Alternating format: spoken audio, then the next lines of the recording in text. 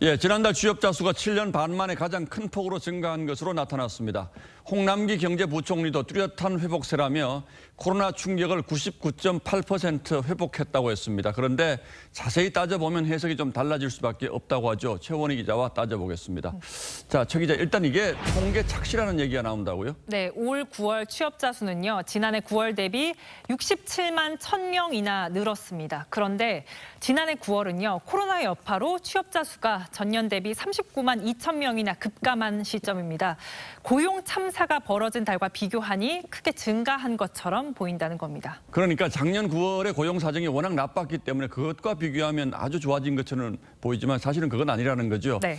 그래도 바닥보다는 더 좋아졌다. 이건 의미가 있는 것 같은데 소위 좋은 일자리도 많이 늘었습니까? 문제는 그렇지 못하다는 점입니다. 민간 일자리 부진을 세금을 투입해서 메우는 상황이었습니다. 지난달 공공 알바와 관련 높은 공공행정, 보건 분야 취업자가 27만 9천 명 늘었습니다. 반대로 질 좋은 일자리의 대표격인 제조업 분야는 취업자 급감이 2달 연속 이어졌습니다. 30대 취업자는 오히려 준 것도 눈에 띄더군요. 네, 그렇습니다. 늘어난 취업자를 보면요. 60세 이상이 32만 3천 명으로 절반에 가깝습니다.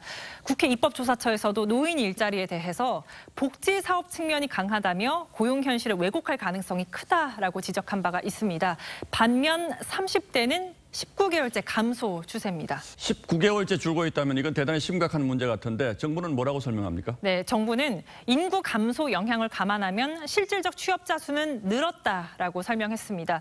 하지만 전문가들은요, 인구 감소 감안하더라도 3040 고용 감소 역시 진행 중인 점을 주목해야 한다라고 했습니다. 3040 일자리 수는 4년 새 71만 개가 줄었는데요.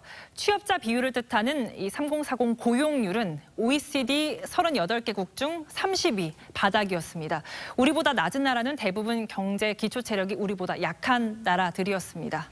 예, 그렇군요. 중요하지 않은 연령대 없습니다만 특히 3040 세대 취업자 수가 특히 중요하지 않습니까? 네, 그렇습니다. 3040 세대는요, 경제 활동이 가장 활발한 연령층입니다. 또 이 생계를 책임지는 경우가 많아서 이들이 무너지면 가계 그리고 기업 위축 등 내수 침체로 이어질 수 있습니다.